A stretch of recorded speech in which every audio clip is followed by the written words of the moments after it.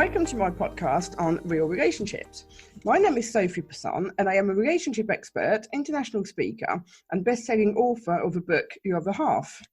I decided to start this podcast because, in my opinion, relationships are currently not being portrayed as what they really are. Whether you're watching the news, TV or social media, the perception given to people is wrong. And my aim is to talk about what happens in the real world, talk about real stories and listen to what real people think, do or go through, as opposed to creating expectations of something that doesn't actually exist. I may not agree with everything that is said by my guest, but it is their chance to express their opinions and their stories. So here today we have Mary Lunnen, and we're going to talk about purpose. Hi, Mary. Hello, Sophie. How are you?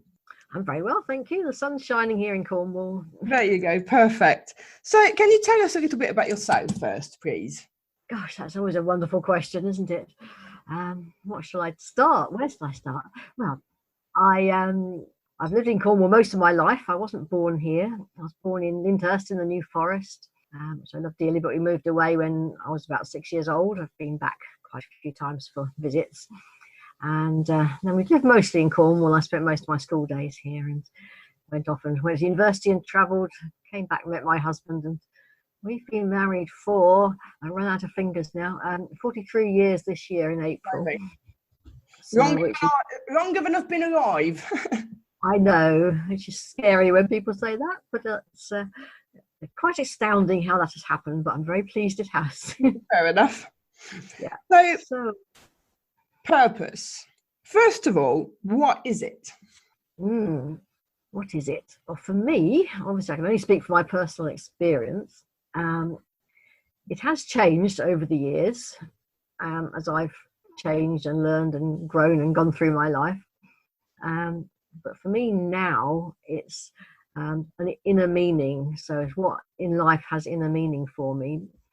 And it's become more and more about being rather than doing. So you could think, and often our purpose is to do lots of things, so to look after people or to go to work or make things or do our job in some way or other, and that comes into it too. But in my heart, I feel a lot of it is how you're being when you're doing whatever it is that you do. Some people actually struggle to find purpose. Yes. I think that's where it can be a distressing thing for people sometimes, because people say, I don't know what my purpose is, what am I going to do, and feel quite upset about it. But actually, I think it changes. You don't always, people who've got a vocation in life, I think that's wonderful because they probably know exactly what their purpose is. They're going to be, and there's often, being a teacher or a nurse or a doctor or something like that. But sometimes that changes too, and they decide that maybe they need to change track, and that's really hard for people sometimes, especially when they've been in those sort of professions. But it's about being clear that if it's an inequality, so I sort of lost track again what I was saying a little bit there. If it's an inequality, you can keep that quality wherever life takes you, if you like. But sometimes we're disappointed in life and we can't do the things that we feel are our true purpose. So it might be getting married and having children you feel is your purpose in life. It might be having a career as a doctor or a pilot or something that involves high qualifications, or sometimes fitness. So if you want to be a pilot and then your eyesight isn't good enough, that could be really disappointing. There's those sort of things, but I feel that the coming back to the being part of it really helps. It's not easy when you're driven to go out in the world, which we often are, particularly when we're younger. That's what we do. That's what young people, you go out, you explore the world, you want to find out what's best for you to do and meet people and all those things. So you feel that is your purpose at that time, instead of expanding out into the world. I think one of the things I found really interesting when I watched The Shift with Dr. Wayne Dyer is how he explains the similarities between ages and the times of day, and how in the morning of life you want certain things that when you turn into the afternoon you realise may not be so important actually, and as you turn to the evening you realise that everything that you believed in the morning was actually a lie. And I actually really like that kind of analogy, but I think sometimes we forget that everything is a journey. For instance, my mum's got cancer, And as part of the treatment, or it's not part of a treatment, but someone suggested to her that she did acupuncture. Now, her background is medical. She was a specialist in a hospital and all the rest of it. But all of a sudden, she used to alter retrain, but she would, because she realizes that actually Western medicine, as opposed to Chinese medicine, doesn't do the same sort of thing. But she had to go, I suppose, through the cancer to understand that, because up to that point, she probably would not have been open to it. So it's funny how the journey really impacts how we change, obviously, but also how our beliefs change. Yes, actually, and that reflects some of my journey, actually, because I too had cancer 26 years ago now. And the same happened for me, really. I'd not really thought about other ways of looking at it. And that's not quite true, actually, because my mother had a big interest in complementary therapies in different ways, homeopathy and those sort of things. So I had actually thought about it a little bit, but I hadn't really applied it to my own situation. I think that's probably fair to say. But I did the same thing. I found acupuncture was helpful, and then all sorts of other, complementary treatments. And the big commonality between them is the time you have with the practitioner. I think it's almost that, because the medical world doesn't allow that much time with people. For the doctors, I'm sure they'd love to be able to spend more time too. The medical world, I think there's you can have the best of each of them. I think that's the key thing, particularly in something like cancer. The NHS is brilliant at treating things like that and developing new ways and all the research that goes in and all those things. But there's a very big place for other ways of approach as well, particularly emotional, spiritual, all those different things that come into it. And I've tried all sorts of things. One of the things I really loved having treatments from was Reiki practitioners, and I did retrain as a Reiki person, whatever you want to call it, which I don't practice. I use it for myself and for my family sometimes, but it sort of comes into my approach to life, if you like. So often that does change, and it helps people cope with what's happening when you get such a big shock as a cancer diagnosis. It totally makes you reevaluate your life, or it did with me anyway, and really think about that purpose, why I was here. I was just about to say, there is different times where you are going to question purpose, which is actually different times of life, different events such as cancer or whatever. But obviously, at the time where we're recording right now, because of the coronavirus, we're in confinement. And I think that a number of people may get a little bit of a shock to the system, because a lot of them avoid thinking and they avoid looking at things that don't actually, that's too painful to look at, I suppose, and purpose is one of them. But unfortunately for them is that they're going to have some forced time to think and reflect whether they like it or not. So I think they might emerge at something completely different from the other side. Yes, I think that's, with all its difficulties, there are gifts to be gained from this time in all sorts of ways. And if we can focus on that, I think it helps each of us, because it's easy to get into the fear and the stress of it all, everything that's happening, and the worry about our families and all those things. But other than caring for each other as sensibly and as best we can, there's nothing we can do, really. We've just got to live through it together and support each other. And with the wonders of modern technology, I just love how it's possible for people to support each other without being in physical contact. And I've done a lot of that over the years anyway for my business, which means I'm quite used to it. But it's quite new to other people. And it's a really interesting thing how this situation is enabling us in some ways to connect with more people than we might have done, just in a different way. Exactly. And I think, let's not forget, yes, he probably affects your freedom to not be able to go out. But if you look at what's happened in the last century in terms of crisis, I'd rather be stuck at home for 3 weeks than having to go to the war front, personally. Exactly. And I've just finished writing a book that's part memoir, and I started that with the story of my parents, and they met during the Blitz in Plymouth in World War II, and they were both very young. And it's just impossible to imagine going through that. So we're in all this all together. So we almost get the best of pulling together as a nation, and our communities helping each other in those ways that people went through the war talk about, without having that horrible part of people. It's about reframing it, isn't it? There can be a positive to it. Like in all things, Yes. actually, it Yeah. just depends on what angle you're looking at it. Yeah, exactly. I mean, it's like my cancer diagnosis now. I know it's taken a long time, and I don't recommend it as a way to wake up to your spirituality necessarily. But we all have something in life. They all get to that point of waking up a bit more. But now I don't regret in any way at all the things it's led me to, because it changed my life so profoundly. And in a way, I think that may well happen to society now, because this has been such a big shock, and it's going to go on for quite a long time. And I think it will have all sorts of positive outcomes in changing the way people live, perhaps, or the way they, look at the environment and the things we do, and the way we overconsume, and the problems that leads to. So it's And I almost think as if going back to purpose, people are going to be forced to realise what they enjoy doing, and that people are too busy a lot of the time, aren't they? It's all about, where to be seen, what to have, status to a degree, and all of a sudden that has been stripped from them. Now everybody's the same in a house, Yes, exactly. So we're all equal. We're all realizing we're all vulnerable human beings. And, what's the purpose of that? What's the purpose of living in this body and experiencing life as we experience it? Maybe, whatever your beliefs, in a sort of religious sense or spiritual sense, there must be a reason why we're here.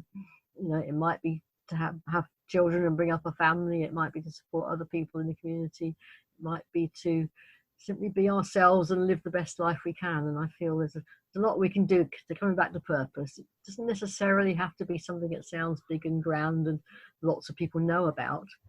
Your purpose could simply be digging the garden and growing a few vegetables to support yourself and the family with some good food. That's a wonderful purpose to have in life. And I think this is the thing, a lot of people think that it has to be something grand and all the rest of it, as opposed to something very simple. Yes, and caring for nature around us as well. I think there's a simple beauty in simply looking after things and growing things and appreciating them. I almost feel as if Mother Nature is taking a deep breath of relief at the moment, because we're all doing much less harm to the environment. Funny you should say that. I can't claim this. It's a friend of mine that came up with that theory, but he says, look at that. All of these Greenpeace, Extinction Rebellion, or whatever they're called, and all the rest of it, all they've tried to do for all these years is ground planes and this, that, and the other. Mother Nature rocks up, little virus here, and, the majority of people who are dying, unfortunately, are older, and it's like she's taking control back of that too, against medicine, you could argue. And the dolphins are back frolicking in Venice and all the rest of it, and quite quickly, really. Yes, it's extraordinary, isn't it? What's happening? And on the bigger picture, it seems quite a healthy readjustment, if you like. Obviously, it's sad. It's really sad for individuals and their families when people are dying. But we don't know, just because we're seeing these figures. Yeah, we're seeing these figures, but the normal death rate from normal daily activities has probably changed dramatically. It's probably dropped dramatically. So road traffic accidents, ordinary flu, other things that affect people and people die from aren't being counted in the same way. So it's almost as if, obviously it needs to be, because it's a contagious epidemic, pandemic that they're trying to contain and trying to make controllable by the NHS and the health services. There's a really good reason for the restrictions that we're under. And I think this is it death. Whether you are 92, I mean, I recall my great uncle, when he was told that basically he didn't have much longer to live, it was 92, and he got really angry, because to him, he still had plenty of things to do. And I think, in the grand scheme of things,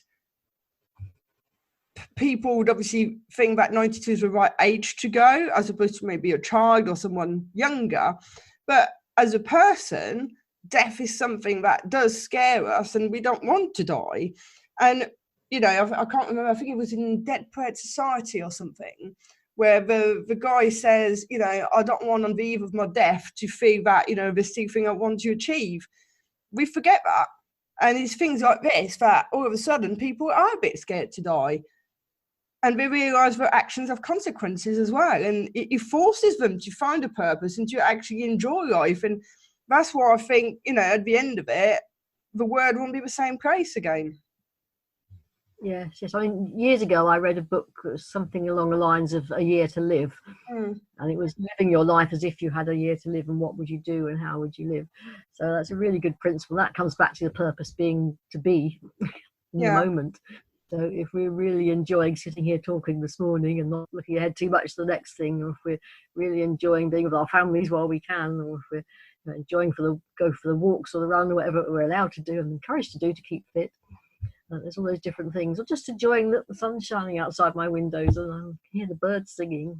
So why do you think it's so important though? Because some people would argue, I ain't got time for that. That's not what I'm here for. So why is it so important to have a purpose? I think if people truly feel they've lost purpose, it's usually they feel they've lost it, I think, or can't find it. People can feel hopeless and helpless. So there are two things. So if you're feeling hopeless and helpless, that's a really uncomfortable place to be. So finding a purpose of some sort, it feels really important. It feels like something to aim for. It feels like a target, maybe something that gives meaning. I was trying not to use purpose again as the word in that sentence. Something that gives meaning to life. I think it's the meaning is the thing. And I think sometimes people, it creates some sort of an anxiety. I'm thinking of a particular person when I say this, but it creates an anxiety, you know, that more needs to be achieved, but at the same time, we don't know what this more is. Yes. I think that's, anytime we see that word more coming up, I think actually it's an alarm point. You know, it's a red sign to say, actually, why do I need more? What is this more that I'm wanting or feeling I should be able to achieve? And the same thing with shoulds and oughts and things. You know, if those words pop up, it's the pressure we're putting on ourselves. There's often our inner critic coming out, or that voice within that tells us we're not good enough because we haven't done all these things. So if you can turn it around and say, well, the place I'm starting from is perfect. I'm already good enough. I'm already being enough. I've already got what I need.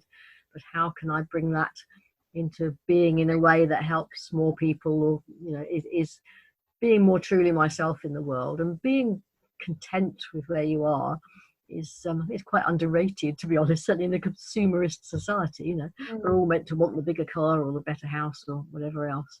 Being simply content with life as it is what we're being forced to do at the moment. Yes, exactly. And maybe our purpose right now is to appreciate the things around. Most of us have got a lot, and there's a lot of support, I'm glad to say, going out to those who don't. So homeless people and people who are particularly at risk at the moment are being supported, and maybe be supported in different ways than how we normally do it because of the situation.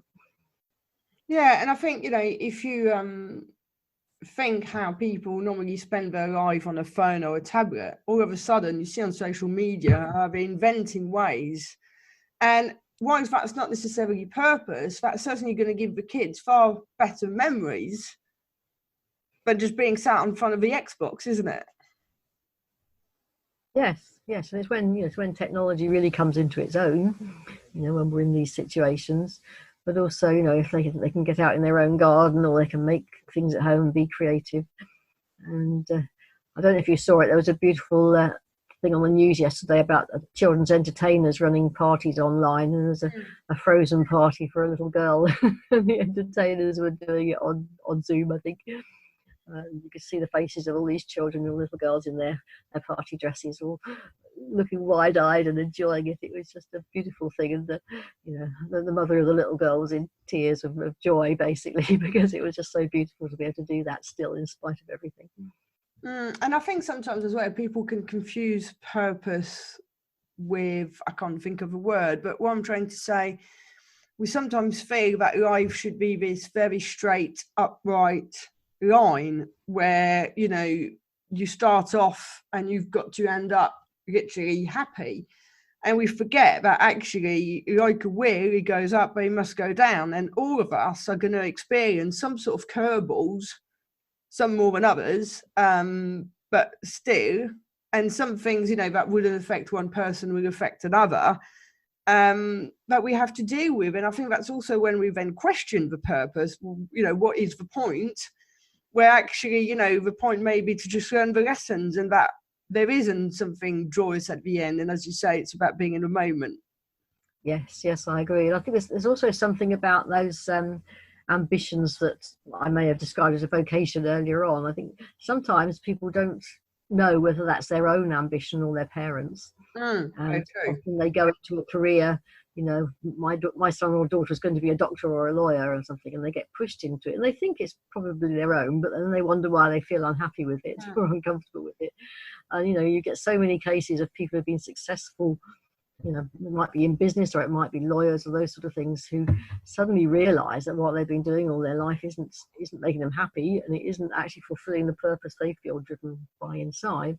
So maybe they'll sometimes they retrain as a doctor, or maybe they retrain as a teacher, or actually, go and do something in the bottom world. I know a barrister like that, who after all of these, training, thousands of pounds of debt, did it for a couple of years and hated it. Had a massive depression, because basically it was a massive change for him. All he believed he wanted all his life, all of a sudden wasn't it. And, do you waste all these years that you spend training, blah, blah, blah. But actually, if you're not being true to what you really enjoy, that's when you're not happy, and you go against the purpose, even if the purpose is not necessarily grand, as we've just said, but you go against that. Yes, that's right. And it's, I never believe things are wasted, so it's taken that person to realize it. So it's sort of, don't look back, don't have regrets, move forward now. But also, sometimes take those hard decisions about purpose and take some time out to look at it. Again, we're being forced to do that now, so maybe this is an opportunity, to really think about it, to think about what you want to do. But then you follow through with it, because so many people find that and then they just don't do anything about it. Yes. And often life makes it hard to do that. You may have a mortgage to pay, people to support, a job that you're in and you don't feel you can leave. But maybe there are ways that people can do it in a small way to start with. So it might be, changing how they live outside work. It might be taking up some different pastimes or hobbies or volunteering. And then maybe that will lead to a big change. But that's about focus, because if you start focusing on what you don't enjoy, instead of trying to find what you do enjoy and do something about it, that's when it's not going to work. Yes, exactly. And you get more and more miserable, because the lesson keeps on repeating itself. Exactly. What you focus on expands. So if you focus on the bad bits, that expands. And if you focus on the good parts, that does. And sometimes, some people I've worked with one-to-one with coaching, sometimes it's not actually changing jobs, or not necessarily changing employers. Sometimes it's just changing what's in their job and how their job works, and just having those sort of sometimes tricky conversations with a boss or a manager. So, well, I'm not very happy doing this, but I could do this. Maybe we could use what I can do, and my natural abilities and natural love of different things in a different way within that. And sometimes they do need to leave. But it's also about your values and what you want, isn't it? Because, a friend of mine I've not seen for years, I went to see, because I ended up spending a lot of time in France recently after my dad died. And, I'd not seen her for a very long time. And, her job is not fulfilling in any way, shape or form, but she chooses to stay because of the advantages. She has to be there because it's, government job sort of thing. But she's made up her mind, and you can have different purposes. You can have some in your career, you can have some in life, and sometimes people forget that and be confused a lot. Yes, exactly. They're just choosing, okay, I don't like this job much, but it's serving this purpose for me. Therefore, I'll enjoy it as much as I can. I'll do my job well. I'll know that I'll be satisfied that the purpose is to do this well, even if I'm not particularly enjoying it. But that then means that. So this means that I can do this, and be with these people, or whatever it is. It's almost, you need to have it. But going back to meaning, so that phrase, which means that, can be really useful. So, if I'm staying in this job, which means that I can do all these positive things, yes. But if I'm staying in this job, which means that I'm getting more and more unhappy and miserable and stressed, and nothing seems to make sense, that's a real time to reconsider whether you should be in that job or not. And for some people, purpose is a sense of legacy, isn't it? That's certainly true for me, if I'm honest. Having no kids and, my sense of purpose and legacy is really to leave other people happier and, you know, being able to lead a more fulfilling life, whether it's through the coaching, through the book, through the online programs, through the whatever. But I think, you know, with regards to what we were just saying about people that may not find that in a job, there's a guy that I interviewed some time ago. The podcast due to be released shortly. But basically, when he was 26 or whatever age he was, he found his girlfriend dead. And it was quite a tragic, obviously, event, also the way things had been. So it turns out she had epilepsy, but was not aware of it. And the whole thing is turned into a book, a play, and a movie, so that people become aware of, you know, this particular condition. And to him, it is his purpose, it is the legacy, it is what he's going to leave behind him. And he's done that with a full-time job, you know, which he enjoys. And as we just said, you know, the purpose is that he feeds a family, but he still wants to do that in his spare time. You know, it doesn't have to be 100% of what you do. And I think people forget that sometimes. Yes, absolutely. I totally agree. And it's, you know, the job part might just make your purpose possible for you to fulfill that other purpose. So, yeah, so I started off writing my first book after I had cancer, because I really was passionate about getting information out to people, because I had cervical cancer and there was very little published in 1994 about it, not that much now. And I wanted to talk to other women who'd been through it, and it was really hard to do that in those days. It's easier now because there's support groups online and sort of thing. So I was really passionate about collecting women's stories and getting that published, which I did eventually. And that helped me a lot, because I spoke to other people, and it was just, it's not just me after all, it feels like this. And we all have different experiences, but we have a lot in common as well. And that's, you know, and I was working, I went back to work quite too quickly actually in some ways, but I went back to work and I was working full time and I was doing this. And then I gradually developed things in different ways. And having started my career self-employed way back in the 1970s, and now I find myself full circle back again for the last 5 years being full-time self-employed again in a totally different business. And that journey, I love seeing those patterns now through my life. Being a bit older, you can sort of see a pattern and you can see a meaning behind it, or the meaning I've taken from it, if you like. You can see sometimes why certain things you don't understand at the time had to happen the way that they did, unfortunately. Yeah, exactly.